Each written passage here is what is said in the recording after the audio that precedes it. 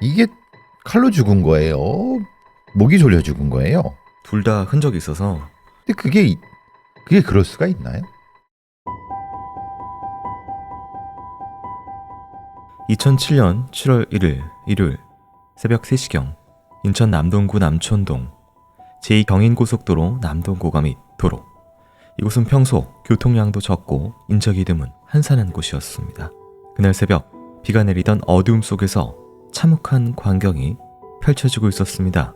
새벽 3시 4분 소변을 보기 위해 이곳에 들른 택시기사가 112에 신고 전화를 걸었습니다. 여기 남동 IC 쪽인데요. 고가 밑에 굴다리요. 사람이 쓰러져 있습니다. 피가 너무 많이 보여요. 빨리 와주세요. 신고 8분 뒤 119 구급대가 도착했을 때 피해자는 러닝 셔츠 차림에 피를 잔뜩 흘리고 있었고 맥박을 확인하자 이미 숨을 거둔 상태였습니다. 상태는 처참했습니다. 온몸 곳곳에 17군데 칼로 인한 자상이 있었고 목에는 끈으로 졸린 흔적이 선명했습니다. 오른손목에는 운동화 끈으로 보이는 것이 묶여 있었고 매듭 아래 2개의 올가미가 보였습니다. 사체 옆에 주차된 화물차 바퀴와 연료통에서 혈흔이 발견됐고 화물차 옆 도로 중간에서 반지 하나가 나왔는데 후에 조사를 통해 피해자의 것으로 확인됐습니다. 핏자국은 화물차에서 연석을 따라 15m 앞까지 이어져 있었습니다. 사인은 경부 압박에 의한 질식사였습니다. 목에 강한 압박을 받아 질식으로 사망했고 17군데의 자상 중 일부는 심장과 간을 관통했습니다. 흉복부에 집중된 자상들 그리고 목 주변을 일주하는 사큰이 확인됐습니다. 경찰은 피해자의 신원을 개인 택시기사 박 씨로 특정했습니다. 그런데 박 씨의 택시는 현장에 없었습니다. 1시간 10분 후인 새벽 4시 10분경 현장에서 2.8km 떨어진 미추홀구 관교동 한 중학교 뒤편 주택가 골목에서 박 씨의 SM5 개인 택시가 발견됐습니다. 택시 뒷좌석은 불에 타 있었고 차 안에 있어야 할 현금은 사라진 상태였습니다. 뒷좌석 시트가 집중적으로 연소됐는데 완전히 타지는 않고 일부 그을린 상태였습니다. 불을 지른 흔적은 명백했지만 불쏘시개로 사용된 종이가 타담한 채 남아있었습니다. 차량 문은 모두 닫혀 있었고 핸드브레이크는 채워져 있었고 시동키는 그대로 꽂혀 있었습니다. 발견 당시 차량은 비상등이 전멸되고 경적음이 울려 주민이 신고했습니다. 중학교 철망 옆 주택가 골목 주차 라인을 따라 바르게 주차되어 있었고 출동 대원에 따르면 연소 시간은 10분 이상 경과한 것으로 보였습니다. 경찰은 남동경찰서에 형사 32명으로 구성된 수사 전담반을 편성했습니다. 택시에서 채취한 혈흔, 손목에 묶인 끈, 차 안에 타담한 불쏘시개 등 증거물을 확보하고 분석에 들어갔습니다. 또한 수사팀은 수도권에 등록된 범죄 용의 차량 5,900여 대를 조사하고 기주국 통신기록 2만 6천여 건을 분석 의뢰했으며 무려 876세대를 탐문했습니다. 그리고 박 씨의 택승에 탑승하였던 승객 리스트 확인 및 알리바이를 대조했습니다. 하지만 범인을 특정할 만한 단서는 나오지 않았습니다. 증거물 재분석을 거듭했지만 한계가 있었습니다. 타담한 불쏘시개에서 지문을 채취하려 했으나 발견되지 않았고 택시 내부 혈흔에서 DNA를 추출했지만 당시 데이터베이스에 일치하는 사람을 찾을 수는 없었습니다. 그렇게 사건은 점차 미궁으로 빠져들고 있었습니다.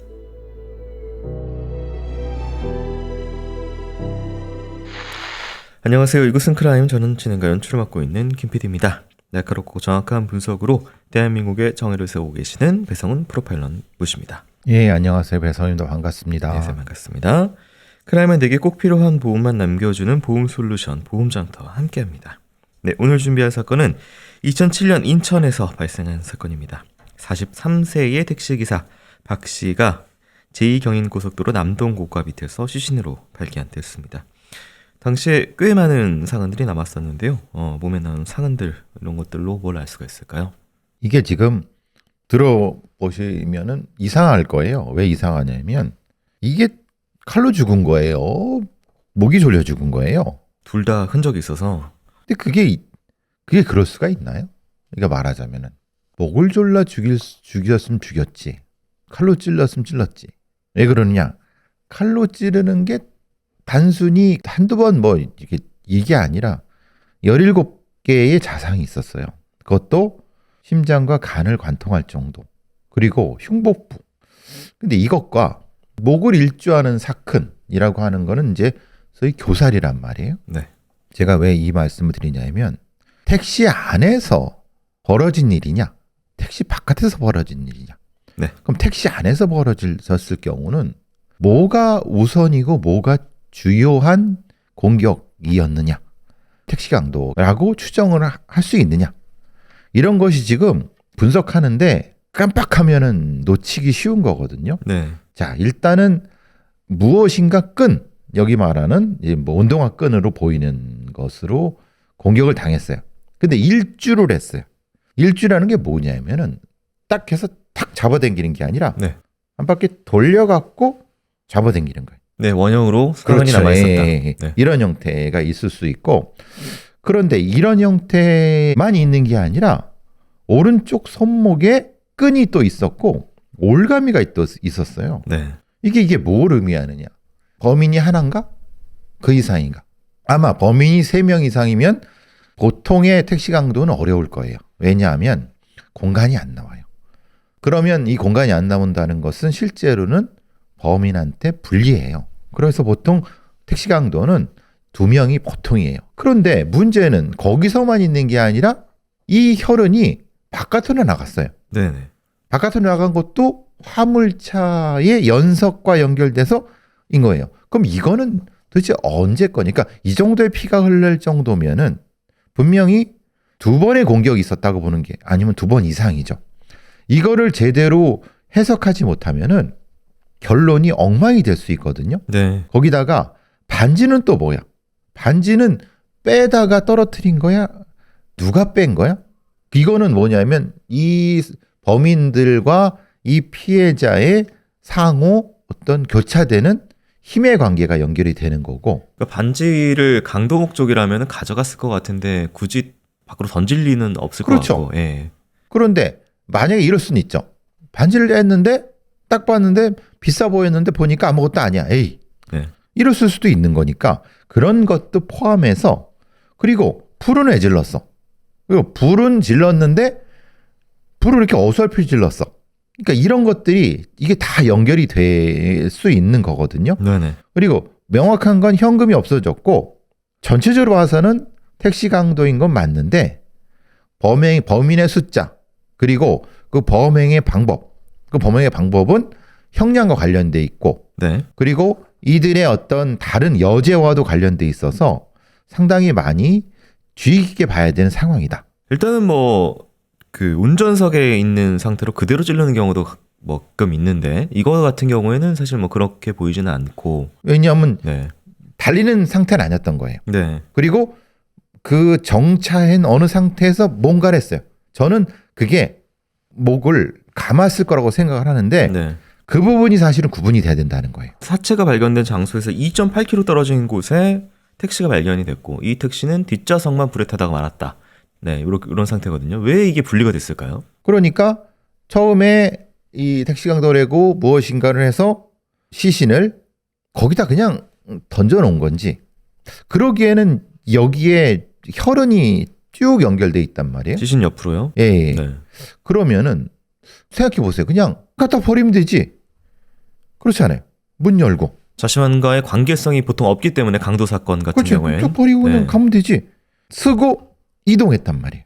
이동했다는 건 혈흔이 보여주는 거죠. 이건 뭘까? 그러면 이제 혹시 결박된 상태에서 도망갔나? 근데 도망가는 것도 웃긴 거는 그럼 피가 흘리며 도망간다. 그러니까 그랬을 수도 있겠다. 1차적으로 제압을 했는데 네. 거기서 서서 뭘 하다가 문을 열고 도망을 갔을 수 있겠다. 그래서 확실히 죽인 다음에 시체는 놓아두고 범인들은 차를 가지고 딴 데로 가서 네. 그 다음에 거기서 택시를 정리할 생각을 했구나. 정리한다는 게 여기서 말하는 건 불을 태울 생각을 했구나. 그리고 발견되신 분은 러닝셔츠 차림이에요. 네. 그러니까 택시 기사의 근무복은 사라져 버린 거예요. 러닝셔츠 차림으로 운전할 사람은 없으니까 네. 위에는 벗겨간 거예요. 네.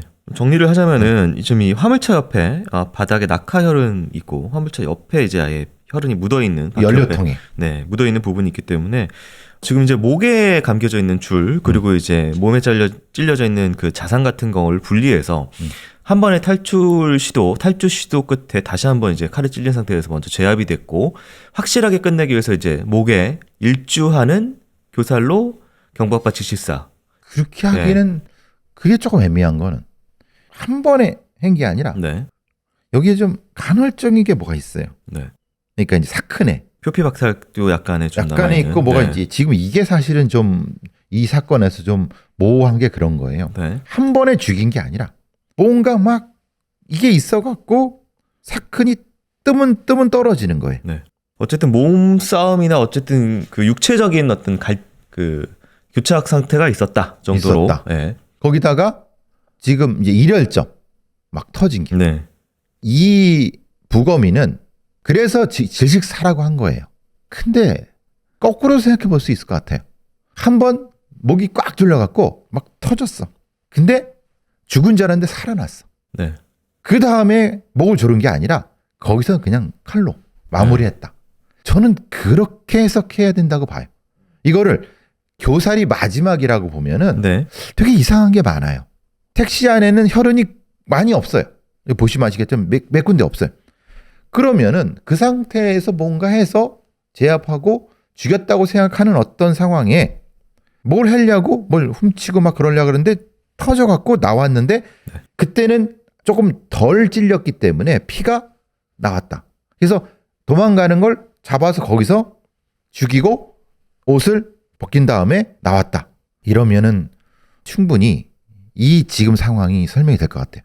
요거만 좀 하나만 네. 정리하고 가겠습니다. 차를 택시랑 택시 기사는 어쨌든 한 몸처럼 이제 그렇죠. 같이 네. 다니는 것인데 굳이 이제 어쨌든 시신을 버릴 거면 택시랑 같이 두고 자기들만 몸만 빠져나오면 되는 상황인데 왜 그렇죠. 이렇게 분리했을까요?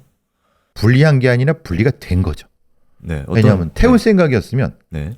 시체도 놓고 태우면 되지 않아요? 네. 되게 쉽잖아요. 근데 그럴 수 없는 상황은 그래서 택시기사가 도주를 했다.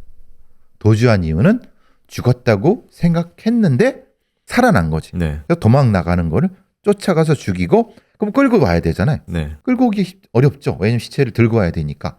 그 다 보이는 상태가 될 수 있으니까 그 두려움도 있고 그러니까 놓고 그리고 시체를 굳이 어차피 택시만 없앤다는 생각을 하면 되는 거니까. 네. 증거는 택시에 있으니까. 그럼 이제 마지막에 그 혼란스러운 상황 때문에 범인들도 당황해서 일단 택시를 타고 여기 좀 뜨자 해서 그렇죠. 살짝 예, 가서 예. 으슥한 곳에서 태웠다. 그래야지 이게 설명이 될 것 같아요. 네, 알겠습니다. 자, 용의자 특정이 어렵자 경찰은 피해자 박 씨의 마지막 행적에 주목을 했는데요. 이후 사상 살펴보도록 하겠습니다.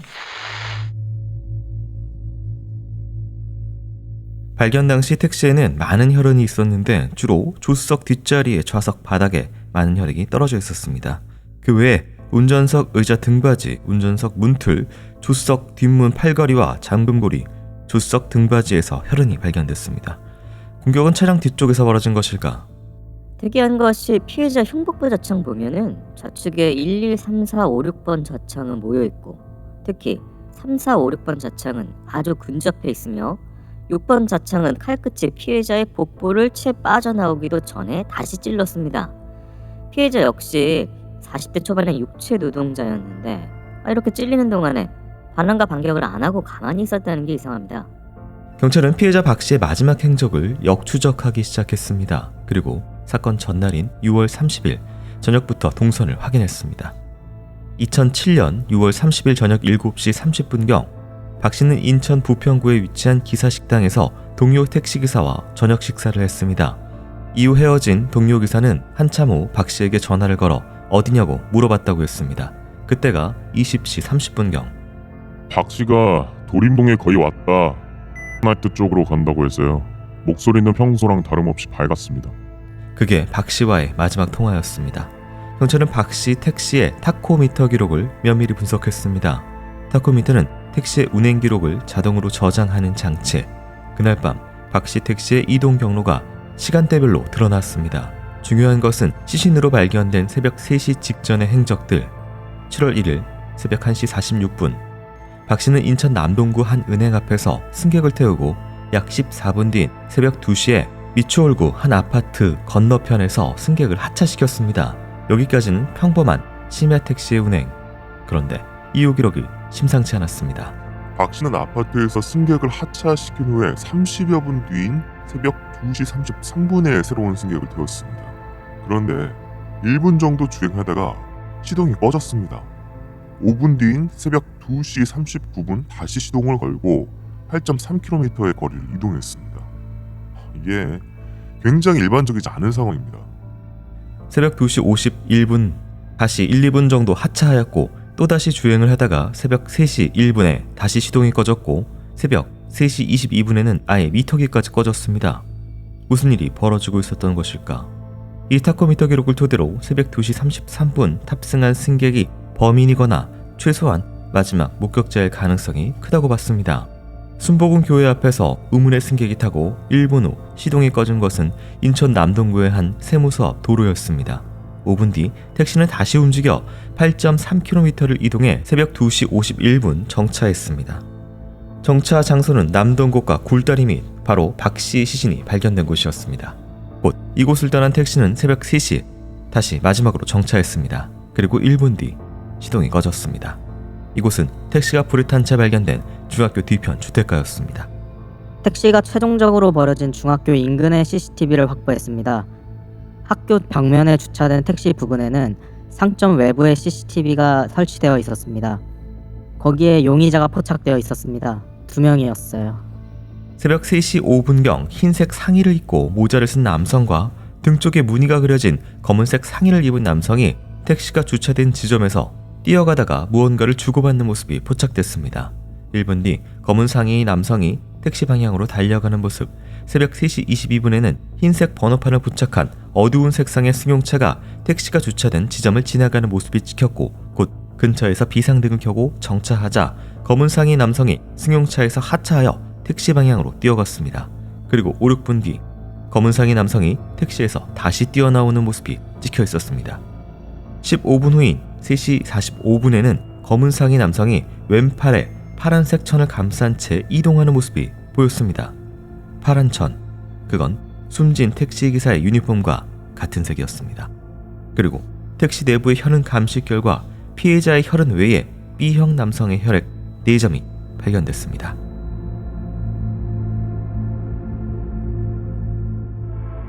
전날 저녁에 동료 기사와 기사 식당에서 식사를 하고 그리고 다음날 새벽으로 넘어가서 새벽 1시 46분에 여기는 뭐 일반 승객 같아 보입니다. 14분 태우고 아파트에서 내려줬고 문제는 이제 2시 때에 태운 이 사람의 동선이 굉장히 좀 복잡한데 이 타코미터 기록을 어떻게 봐야 될까요?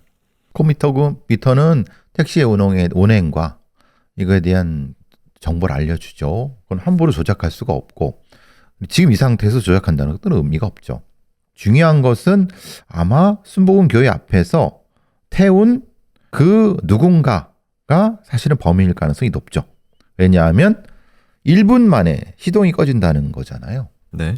1분 만에 시동이 꺼진다는 건 말이 안 태우고 1분 꺼지는 건 말이 안 되잖아요. 그럴 일이 없죠. 그렇죠. 또 네. 심야 시간이고 그러니까 결국은 그 전까지는 이제 운행을 잘 하다가 거기 앞에서 누군가가 타서 그 상태에서 바로 범행이 이루어졌다. 예를 들면 어디를 가주세요 뭐 이렇게 하는 과정에서 네.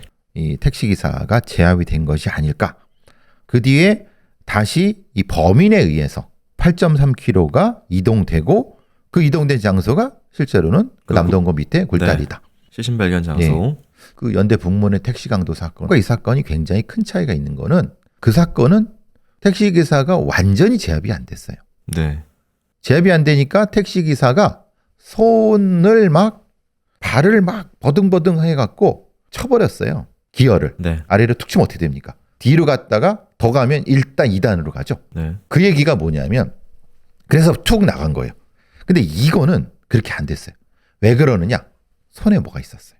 올가미 같은 거나 몰로 네. 다 걸려 있었어요. 피해자의 손에 마지막에 발견된 게 있었죠. 묶여 그렇죠. 있는. 네. 네. 이걸 수사한 사람들은 이게 결박흔이라고 생각하는 거고 네.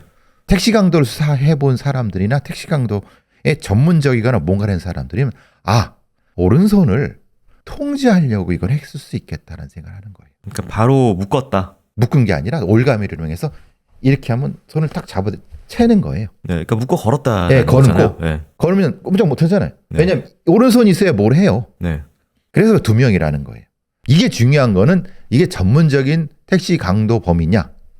그리고 이 둘의 협업 관계. 네. 어쨌든 그 과정에서 다시 가서 정차 시정하고 꺼지고 그 다음에 불이 난 거예요. 아마 그 상태에서 뭔가 다시 왔다 갔다 하고 중학교 근처에 정차된 거를 그 근처에 있는 CCTV가 찍은 거죠. 네네. 그래서 이제 범인이 두 놈이구나 네. 라는 걸 알게 된 거죠. 뭐 시신 근처에는 CCTV가 없어서 확인이 안 없었죠. 됐고 차량 근처에만 있어서 그거는 2명 정도가 예. 확인이 된 부분이 있습니다. 박 씨 같은 경우에는 17군데가 찔렸는데 지금 자창이 좀 몰려 있는 부분이 좀 있습니다. 그래서 네. 몰려 있으면은 어떻게 네. 되느냐? 마구 찌르면은 네. 몰려 있을 수 없는 게 피하니까. 네. 그렇죠. 사람이 아무래도 피하니까. 근데 이게 몰려 있는 게 정확히 어떻게 보면 한 군데가 아니라 두 군데 이상이에요. 네. 한 군데에 몰려 있고 나머지는 또 대충 이렇게 돼 있어요. 네. 그러니까 몰려 있다는 것은 제압이 됐을 때라는 거예요. 40대 초반의 육체 노동자인 피해자가 네. 반항을 안 하는 이유는 안 아니고 또 손에 뭐 이렇게 뭐라도 있어야 되는데 그게 네. 없는 이유는 네. 뭔가 제압이 됐을 것이다. 제압이 된 후에 그때 뭔가 막 찔려서. 네. 그러니까 이 말은 안에서 끈을 이용해서 누군가는 잡고 있었고 네. 누군가는 칼로 공격을 했다는 거예요. 그래야지 이게 된다는 거죠. 그러니까 한 명에서 한 건 아니다. 될 수가 없죠. 그리고 공격을 하면서 어떻게 했냐면은 운전석에 있는 피해자를 뒤로 끄집어 당겨야죠. 그러려면 조수석에 하나, 뒷좌석에 한 놈, 둘이 있어야 된다는 거예요. 그리고 실제로 피는 어디서 많이 났습니까? 뒷좌석에서. 조수석 뒤. 네. 그래야지 사건이 이렇게 된 사건과 이렇게 된 사건이 연결돼서 잡아당기면 그렇게 나타난다. 한 군데가 아니라. 네. 지금 CCTV에 포착된 남성들의 모습은 일단 이 차량을 유기한 장소를 중심으로 해서 분주하게 움직임이 좀 있습니다. 차량을 가져온 부분도 있었고요. 네, 이거 어떻게 봐야 될까요? 그러니까 말하자면은 지금은 남동교 굴다리 밑에서 시신을 거기다 어떻게 보면 유기하고 사람을 살해했으니까 네, 이 차를 어떻게 할 것인가에 대한 생각이 있고 가져온 거예요. 네, 그러면 이 차를 뭐 태우거나 뭐 하려면 뭐가 준비가 돼야 되잖아요. 예를 들면 뭐 휘발유 뿌리든 뭘 하든. 그러니까 분주하게 뭘 주고받고 왔다 갔다 한 거죠. 그게 네. 찍힌 거죠. 그리고 이제 그 앞서서의 러닝 셔츠로 발견된 피해자 분이 있었는데 여기서 파란 천을 감고 가는 모습이 하나 잡혔습니다.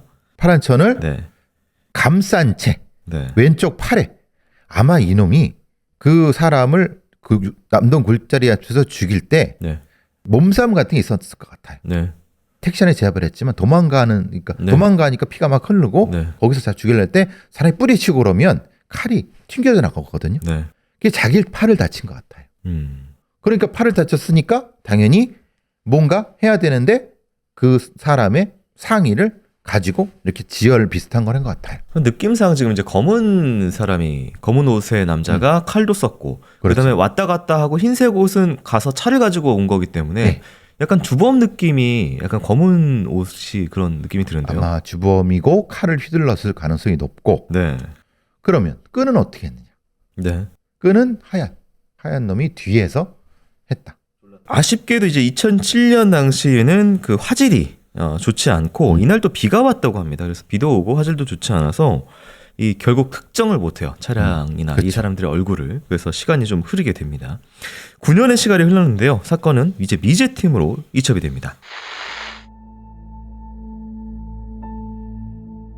2016년 인천경찰청 중요미제 사건 전담 수사팀이 사건을 넘겨받았습니다. 수사 기록 2만 5천여 쪽과 현장 자료를 인수받은 수사팀은 모든 증거를 처음부터 다시 검토하기 시작했습니다. 수사팀이 가장 먼저 주목한 것은 택시 방화 현장에서 발견된 타담한 불쏘시개였습니다. 2007년 당시에 여기서 특별한 증거를 발견하진 못했습니다. 하지만 2016년 과학수사기법이 발전했고 수사팀은 국과수에 불쏘시개 질감정을 의뢰했습니다. 불쏘시개의 정체는 차량 취급 설명서였는데 이것은 박 씨의 SM5 택시 설명서가 아니었습니다. 전혀 다른 차종의 설명서였습니다. 범인이 외부에서 가져온 겁니다. 자신의 차에 있던 설명서를 불쏘시개로 사용한 것일 수도 있습니다. 이 설명서에서 지문이 나온다면 범인의 차량을 특정할 수도 있다는 얘기였습니다. 2021년 국과수 영상 분석실은 범행 현장 CCTV에 잡힌 용의자들의 차량을 어두운 진녹색의 구형 크레도스 차량으로 특정했습니다. 해당 차량은 1995년 출시되어 98년 단종된 차량. 그런데 CCTV상 잡힌 차량엔 단색의 흰 번호판이 달려 있었습니다. 이 번호판은 2006년 11월부터 배부된 신형 번호판. 미제팀은 해당 조건을 만족하는 차주로 용의선을 압축했습니다. 또한 국과수는 2007년에 사용하지 않았던 새로운 시약과 기법을 동원했습니다. 그러자 놀라운 결과가 나왔습니다. 2007년에는 찾아낼 수 없었던 미세한 쪽지문 3개가 발견된 것입니다. 당시 범행 현장에 비가 내렸고 범인들이 차량 문을 모두 닫은 밀폐 상태에서 불을 붙였습니다. 그래서 산소 부족으로 불이 일부만 타다가 자연 소화됐습니다. 덕분에 불쏘시개가 완전히 타지 않고 일부가 보존될 수 있었고 거기서 지문이 나온 겁니다. 수사팀은 이 쪽지문들을 데이터베이스와 대조했습니다. 지문의 주인은 사건 당시 20대 초반의 남성 장 씨였습니다. 그리고 장 씨의 아내가 당시 차량을 한 대 소유했는데 그 차량의 종류는 크레도스였습니다. 하지만 조사 결과 이들은 사건과 전혀 관계가 없었습니다. 2007년 5월 31일 장 씨의 아내가 차량을 팔았던 것으로 확인된 것입니다. 경찰은 이 중고 크레도스를 산 사람을 찾아냈습니다. 그는 20대 후반의 안 씨였습니다. 안 씨는 얼마 안 가 이 크레도스 차량을 팔았는데 묘하게도 그 시점은 사건 발생일 4일 뒤인 7월 5일이었습니다. 그리고 안 씨의 혈액형은 B형이었습니다. 택시에서 발견된 제3자의 혈액형과 같았습니다. 안 씨는 2000년 전후 인천구치소에 수감된 적이 있었습니다. 절도 사건이었습니다. 출소 후 특별한 직업 없이 지내다가 사건 당시에도 일정한 수입이 없었습니다. 수사팀은 안 씨의 통신기록, 금융거래대역, 주변인 조사를 진행했습니다. 수사팀은 안 씨의 주변을 파헤치는 한편 CCTV상 같이 포착된 다른 남자 한 명, 즉 공범을 찾기 시작했습니다. 그러자 한 명의 이름이 부상했습니다. 20대 후반의 남성 김 씨. 김 씨는 안 씨와 2000년 전후 인천구치소에 함께 수감돼 있던 인물이었습니다. 둘은 같은 거실을 쓰며 친해졌고 출소 후에도 계속 연락하며 지냈습니다. 범행 당시 둘 다 특별한 직업 없이 생활비가 부족한 상태였습니다. 네, 이 미제 전담 수사팀이 사건을 이첩받아서 좀 장시간 수사를 다시 했습니다. 먼저 이제 그 불쏘시개를 재감정을 했는데 여기서 쪽지문이 나왔어요. 예. 어떻게 보면 운명이랄까? 참 운이 좋았던 거죠. 왜냐하면 제가 늘 말씀드리지만 화재라는 것은 탈 수 있는 것과 산소가 있어야 됩니다. 네. 차를 태운다고 차 안에 문을 닫았어요. 네. 보통은 이제 어떻게 했냐면 문을 조금 열어두죠. 근데 그때 비가 왔어요. 네. 그러니까 얘들 생각으로는 비가 물이 들어가면 안 되겠다 싶으니까 밀폐가 된 거죠. 네. 그래서 얘들은 그걸 타는 걸 보고 있었어요. 한 10분 정도. 근데 10분 정도면 보통 아마 열어놨으면 확 탔을 거예요. 근데 탈 거라고 생각하고 더 기다릴 수는 없는 게 기다리면 어떻게 됩니까? 누가 오니까 네. 그냥 간 거예요. 근데 거기서 산소가 없으니까 이게 그냥 타다가 말았죠. 어떻게 보면 천운이죠. 천운. 이놈들한테는 불운이지만 근데 그 불쏘시개였던 종이? 사용 설명서에 네. 지문이 나온 거예요. 근데 2007년도에는 저도 그때 뭐 닌히드린 기법 해갖고 이렇게 막 했지만은 소위 말하는 코팅된 데에 이렇게 지문이 있으면은 눈은 안 보이는데 특정한 보통 닌히드린 같은 걸로 해면은 이게 나타납니다. 거기에 반응을 해갖고. 네. 근데 화학약품이 그것만 있는 건 아니에요. 그러니까 그 뒤로도 더 좋은 화학약품이 많이 발견돼서. 근데 2007년도에는 사실 몇 개 없었어요. 그리고 그건 대부분 외국에서 수입한 거고 사실 조악했어요. 네. 그러니까 그땐 없었던 거지. 해보니까 안 됐던 거지. 그런데도 이거를 폐기하지 않고 잘 보관해놨던 거예요. 그 보관해놓은 것을 2021년도 다시 다른 약품으로 지문을 현출해 보니까 나타난 거예요. 거기서 나타난 지문이 범인의 지문이 아니에요. 네. 그거는 2차 소유한 부부의 중에 남편의 지문이에요. 왜냐면 남편이 그 차를 아내한테 사줬으니까 뭐 다 많이 했겠죠. 그러니까 이 사람한테 가보니까 이 사람은 이 차를 소유했던 게 맞고 네. 당시에 CCTV상의 구형 크레도스는 잠깐 팔다가 말았어요. 또 하나는 그것만 있었으면 사실은 찾기 어려웠는데 저도 하얀색 번호판인데 그 번호판이 나오게 된 게 2006년부터 나오게 된 거예요. 그러니까 네. 이 두 개가 1년을 교차로 해니까 몇 대 없었던 거예요. 그래서 아주 우연히 합쳐갖고 그 주인을 찾으니까 이 지문의 주인의 아내분이었고 그 아내가 범인이냐 아니야. 이분은 바로 중고차로 팔았고 네. 그걸 산 놈이 아니라고 하는 어떤 놈인 거예요. 네. 그 놈이 근데 실제로는 이 범행 후에 그 차를 또 팔아버린 거예요. 4일 뒤에 팔았다. 그렇죠. 그리고 이 놈은 실질은 전과. 2000년대 절도 전과. 네. 그리고 두 명인데 통화 기록 그때 구치소의 기록 보니까 한 놈이 아주 붙여 다니네. 그래 두 놈을 특정하게 된 거죠. 네. 근데 이게 지금 이 차량 같은 경우에는 중고 인수 시점하고 판 시점이 뭐 한 달 조금 넘습니다. 네. 그래서 이게 애초에 뭔가 이거를 뭐 어떤 범행 도구로 구매를 했나 싶기도 하고 이게 계획성 여부를 어떻게 해야 될까요? 그러니까 계획을 했을 가능성이 높죠. 근데 네. 이거를 어떻게 해야 되냐면 아마도 크레도스를 타고 두 놈이 유흥주점에 돌아다니면서 택시 기사를 이렇게 아니면 범죄 대상을 네. 찾은 거예요. 그러다 저 택시 쫓아가서 뒤에 대놓고 하나가 가서 타고 다른 놈이 뒷자리 가서 이렇게 했을 가능성. 그게 그래서 이제 크레도스가 필요했던 것 같아요. 네. 근데 또 한 가지 의문인 점은 이제 이 둘의 전과들을 쫙 봐도 강력 범죄는 없습니다. 그냥 뭐 절도 정도의 상황인데 지금 이거 같은 경우에는 어쨌든 뭐 잔혹하게 살해당해서 택시 강도. 네, 강도를 했기 때문에 이게 프로필상 범죄 좀 종류가 다르지 않나 싶기도 하고. 근데 지금 이게 네. 2000년도에 그랬던 거예요. 이 건이 네. 전과요. 전과가. 네. 그럼 이때부터 이놈들은 모의를 한 거죠. 그때 2000년대 중반에 택시 강도가 많았어요. 네. 그래서 그때쯤에 미제인 택시 강도가 몇 건 있는 걸 계속 비교해 보는데 네. 이놈들일 수도 있을 것 같은 생각이 하지만 어쨌든 범죄의 진화가 분명히 일어났죠. 그리고 교도소에서의 어떤 범죄 진화는 종을 넘어서요. 네. 그러니까 이때 절도에 들어왔는데 요때쯤에 제일 인기가 있는 네. 범죄 종으로 갈아탄 거죠. 네. 뭐 일명 학교에서 배웠다라고 하는. 예, 이건 네. 확실히 그랬을 가능성이 훨씬 높아요. 네. 안 씨는 사건을 부인을 했는데요. 수사는 계속됐습니다. 이후 상황 살펴보도록 하겠습니다. 안 씨에 대한 심증은 많았으나 결정적인 물증이 없었습니다. 2022년 10월 24일 7시 20분. 수사관들은 안 씨가 근무하는 회사 구내식당에 잠복했습니다. 안 씨가 아침 식사를 마치고 입 주변을 닦은 휴지를 쓰레기통에 버렸습니다. 수사관들은 즉시 그 휴지를 수거했습니다. 그리고 국과수에 DNA 감정을 의뢰했습니다. 휴지에서 검출된 DNA와 2007년 박씨 택시 내부에서 발견된 혈흔의 DNA가 일치했습니다. 택시 내부의 4개의 혈흔은 안 씨의 것이었습니다. 2023년 1월 5일 수사팀은 안 씨를 긴급 체포했습니다. 하지만 안 씨는 혐의를 완강히 부인했습니다. 기억이 없습니다. 아니 저는 그런 적이 없습니다. 쪽지문이랑 DNA가 나와요. 2007년 사건 지문을 2016년에 감정했다는 것부터가 말이 됩니까? 화재로 지문이랑 DNA가 변하지 않았을까요? 증거들을 모두 부정하는 안 씨, 16년 만에 용의자를 찾았지만 쉽지 않은 상황이었습니다. 경찰은 공범 혐의를 받고 있는 김 씨에 대한 수사망을 좁혀갔고 2023년 2월 28일 김 씨를 긴급 체포했습니다. 김 씨는 안 씨와 달리 범행을 일부 시인했습니다.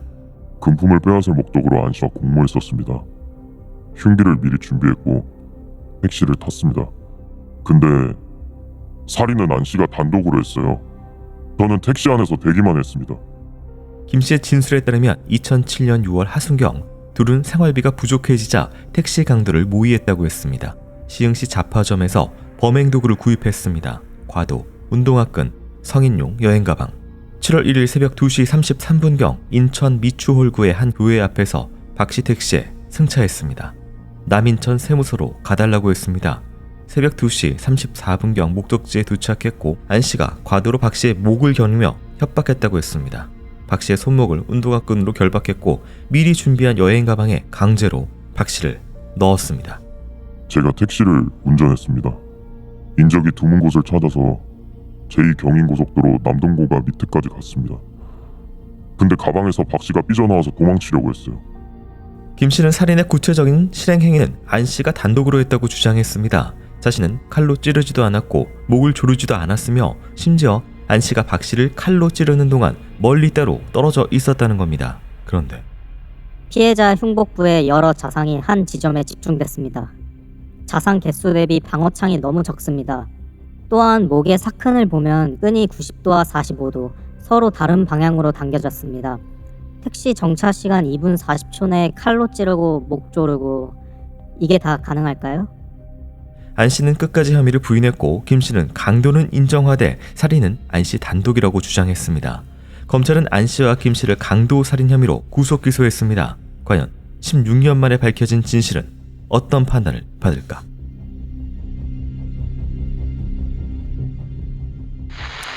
네, 안 씨가 이제 DNA가 본인 DNA가 나오자 뭐 이거가 맞냐? 16년 만에 뭐 변형되고 뭐 불에 탔다는데 내 거 맞냐? 지문도 내 거 맞냐? 뭐 이렇게 주장을 하면서 좀 이게 좀 초반에 입증하는데 공을 들였다고 합니다. DNA는 불하고 상관없습니다.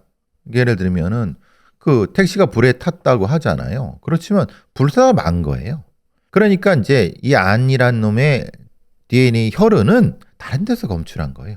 만약에 택시가 다 타버렸으면은 진짜 열변성이 나거나 뭐 없겠죠. 근데 그건 다른 곳에서 생기기 때문에 열변성 주장이라든가 이거는 의미가 없는 거고. 김 씨 같은 경우에는 이제 부분적으로 인정을 했습니다. 강도를 했다. 근데 이제 갑자기 안 씨가 폭주를 해서 살해를 했고 자기는 떨어져 있었다라고 주장을 합니다. 그러니까 김은 그런 거죠. 나는 종범이다. 나는 그냥 따라서만 했다. 아니 목도 조르고 자찌르고 그랬다. 이거예요. 충분히 이렇게 주장할 수 있죠. 그런데 왜 이런 주장을 했는가는 저는 또 하나의 생각을 해보는 건 제가 보기에는 이 두 놈이 다른 택시 강도를 이전에도 했었던 것 같다는 느낌이 들어요. 네. 그래서 지금 이런 주장을 하는 것 같고 실제로 생각해 보면은 목을 조르고 찌르고 이거를 같이 할 수 있나? 사실은 그건 불가능하거든요. 그리고 택시 안에서의 상황도 되게 이상한 거예요. 네. 그러면 여기서 지금 얘네들이 다시 돌아가 보면 뭐라 그랬냐면요. 교회에서 택시에 승차했다고 했어요. 네. 둘이 같이 했다는 뜻이잖아요. 근데 지금 차는 어디 있어요, 그럼? 크레도스요. 예, 어디 있어요? 딴 데 주차를 해야 되는 상황이겠죠, 그러면. 아, 그러니까 안 네. 맞잖아요, 생각해. 네. 그러니까 이게 말장난 같지만은 이놈 둘이 교회에 있다가 택시가 와서 타고 했다는 거예요. 그러면은 지금 아까 네. 1분 뒤에 쓰고 8분 뒤에 가서 하고 이 교회까지 어떻게 왔나 이 말이에요. 다시 돌아오는 거요. 아니요, 교회에 처음에 둘이 걸어서 갔나요? 대중교통 타고 갔나요? 그러니까 이놈들이 이걸 준비했으려면 한 놈은 크레도스 타고 있어야 되는 거예요. 네네. 보통의 택시 강도는요. 네. 한 놈인 경우는 타서 하지만은 두 놈일 경우는 둘이 타는 게 아니에요. 하나는 따라가고 하나는 거기에 타고 있다가 동시에 덮치는 거예요. 네. 그게 보통의 택시 강도. 이게 성인 재범성 위험 평가를 했습니다. 이제 안 같은 경우에는 재범 위험성 점수가 14점, 높음. 그리고 김 같은 경우는 12점, 높음으로 각각 평가가 된 부분이 있네요. 그도 갔다 와서 둘이 이걸 계획해서 이런 걸 작정해서 준비한 놈들이 안 높을 수가 있겠습니까? 생각해 보시면 우발적으로 했다면야 이게 떨어지죠. 근데 네. 이 계획한 거잖아요. 다 준비하고 한 거잖아요. 네. 이게 안 높게 나오는 게 더 이상하죠. 네. 근데 뭐 가방에 들어가라고 했는데 가방을 뚫고 탈출해가지고 뭐 쫓아가고 막 이런 얘기를 하긴 하네요. 근데 가방에 택시 안에서 어떻게 들어가죠? 글쎄요. 그 뒤쪽에 뭐 가지고 자기가 탔는데 탔고. 네. 근데 들어가라고 한 건가요? 들어가라고 했다라고 해서 그 안에 있다가 자기가 택시기사가 탈출했다라고 네, 그렇게 재구성은 제 판결문에 써 있습니다. 근데 네. 시동이 멈칫한 다음에 다시 출발한 거 보세요. 시간을 보세요. 네. 그게 되나요? 엄청 짧죠. 1분이니까. 네. 그래서 잡아서 이래야지 설명이 되는데 이거를 들어가라고 하고 뭐 그래서 들어갔는데 다시 들어가서 이걸 잠궜는데 그걸 또 찍고 나왔다는 거예요. 하나는 앞에 공범 하나는 옆에 있을 텐데 이거 어떻게 도망가지? 나 어떻게 나오지? 찍고 나오지? 이 판결문을 잘 보시면 아시겠지만 이 부분에는 규명이 없어요. 그러니까 이게 사실 가방을 사람을 애초에 죽여서 시신을 넣을 걸로 준비를 했습니다라고 하면 계획살인이 되기 때문에 네, 그죠. 이 가방은 다른 걸로 설명이 범인 입장에선 돼야 되고 다른 걸로 그냥 네. 넣은 걸로 한 거. 자기가 네. 자발적으로 들어가는 거죠. 네. 그러니까 뭔가 이상한 재구성이 돼버렸네. 이상한 재구성이 되는 거죠. 네. 그러니까 이걸 초기에 수사한 사람들의 논리를 그냥 따라간 것 같아요. 네. 근데 이거를 재수한 사람들은 이게 중요한 게 아니었어. 뭐가 중요했냐면 DNA와 지문이 중요했던 거예요. 네. 그러니까 DNA 지문을 해갖고 안과 김을 잡고 보니까 어쨌든 이놈이 범인인데 나머지는 뭐 사실은 부차적인 거였죠. 네. 그러다 보니까 뭐가 문제가 되냐면 이 두 놈이 같이 한 건 맞는데 이게 안 맞네? 근데 이것은 그냥 넘어간 거예요. 네. 그 넘어간 것은 사실 보면은 계획살인의 시신을 담을 그 시체 백을 준비를 한 것처럼 보인다. 그렇죠. 그렇게 된 거죠. 네. 자, 16년 만에 검거됐습니다. 그리고 법정에서 재판이 시작됐는데요. 재판 결과 살펴보기 전에 전하는 말씀 듣고 오도록 하겠습니다. 교수님, 보험장터 분석 요청하면은 보험료 줄이고 보장 는다고 하잖아요. 근데 이거 아무리 생각해도 싸지는데 어떻게 혜택이 는다는 게 이게 가능한가 싶어가지고요. 그 비결은 바로 할인형 보험이지. 가입할 때 건강하면 할인받고 1년 동안 수술 입원이 없다면 최대 9년 동안 매년 할인받는 게 할인형 보험이지. 아, 그래서 보장이 같아도 더 저렴해질 수 있군요. 근데 보장이 느는 건요? 요즘에는 치료비 보장이라고 표적 항암, 중입자 방사선, 로봇 수술처럼 고가의 비급여 치료비를 보장받을 수 있는 보험이 있다고. 요런 건 보험장터 전문가한테 도움받으면 자세히 알려준다고. 거긴 일반 설계사가 아니라 교육센터에서 근무했던 팀장님들 많다면서요? 보험장터는 여러 보험사를 비교할 수 있는 보험 전문가가 보험료는 줄이면서 보장은 확 늘릴 수 있다고. 1544-5788 전화해보라고. 자세한 건 더보기 눌러서 보험장터 링크 클릭하거나 카톡 아이디 JK6003을 친구 추가해서 문의해도 되고요. 미래를 위한 안전장치 보험장터 보험 전문가의 합리적인 보장 분석 신청하세요. 16년 만에 벌어진 재판 결과 살펴보도록 하겠습니다. 1심부터 살펴볼게요. 피고인 안 씨는 과학적인 증거에도 불구하고 끝까지 범행을 부인했고, 피고인 김 씨는 사례를 안 씨에게 떠넘기며 책임을 축소했다. 두 사람 모두 진지한 반성이 없다. 다만 살해 목적이 처음부터 확정적이었다고 보기 어렵고 강력범죄 전력이 없는 점을 참작한다. 징역 30년이 선고가 되고 항소가 돼서 2심으로 넘어갑니다. 피고인 안은 여러 가지 과학적 증거에도 불구하고 별다른 근거 없이 그 신뢰성을 부정하면서 자신의 잘못을 인정하지 않는 태도를 고수하고 있다. 피고인 김이 비록 이 사건 강도 살인의 죄책을 인정하고 있다고는 하나 살해 행위는 피고인 안이 단독으로 실행한 것이라고 주장하는 등 객관적인 증거 자료가 부족하다고 보이는 지점들에 관해 납득하기 어려운 변명으로 일관하면서 자신의 가담 범위를 책임을 축소하는 데 급급한 태도를 보이고 있는 점을 감안할 때 피고인 김의 위 자책은 CCTV 영상 등 여러 객관적인 증거들로 인해 형사 책임을 모면할 수 없다는 점을 자각한 위 피고인이 피고인 안이 범행을 부인하고 있는 것을 기회 삼아 현 상황을 어떻게든 모면하고 양형에 있어 유리한 정상을 인정받기 위해 마지못해 죄책을 인정한 것에 불과하다고 보아야 할 것이다. 결국 피고인들 가운데 누구도 이 사건 범행을 진지하게 반성하고 있다고 볼 수 없다. 원심의 양형은 너무 가벼워서 부당하다. 무기징역 선고가 돼서 대법원에서 확정이 됩니다. 그러니까 2심의 이 판단은 아주 적합합니다. 사실 이 수사는 다시 수사가 되면서 지문과 DNA 기술로 범인을 특정하는 것까지는 굉장히 우수하고 그냥 뭐 거의 퍼펙트하죠.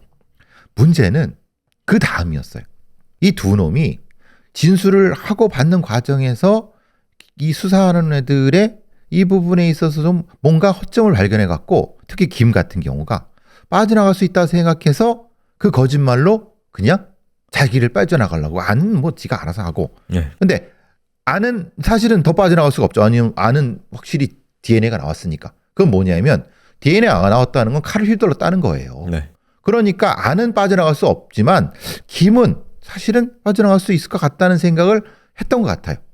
그것을 문개기에서 범행 재구성을 했어야 되는데 그래도 이 판사들은 이런 논리를 가지고 즉 말하자면 증거의 논리가 아니라 네. 진술의 논리로서 이 둘의 이거를 깨버린 거예요. 네. 이걸 보시면은 얼마나 그 범죄의 현장 재구성이 되게 중요한가, 얼마나 중요한가, 얼마나 전문성이 중요한가, 그리고 법의학적인 어떤 상흔과 이것과 실제 범행 현장의 행동을 재구성하는 게 얼마나 중요한가. 지금 이 안과 김이 사람을 이렇게 잔해인하게 살해하면서 뺏은 돈은 6만 원입니다. 그러니까요. 이 40대 초반에 이제 아이도 좀 늦둥이로 태어나서 정말 엄청나게 많은 근무 시간을 택시 일을 하면서 정말 돈을 벌었던 가장이었는데 정말 안타깝게 돌아가셨습니다. 네. 전 안타까운 게 그거예요. 저는 분명히 이 택시 강도 놈들은 이 정도의 수법이라면 그 근처에 택시 강도가 또 있었을 텐데 네. 왜 여제 수사가 근데 문제는 범인은 2007년에 잡은 게 아니에요. 네. 20년에 잡은 거니까 그 여제 수사를 지금 하기가 너무 어려운 건 알아요. 네. 그래서 좀 안타깝죠. 예. 네.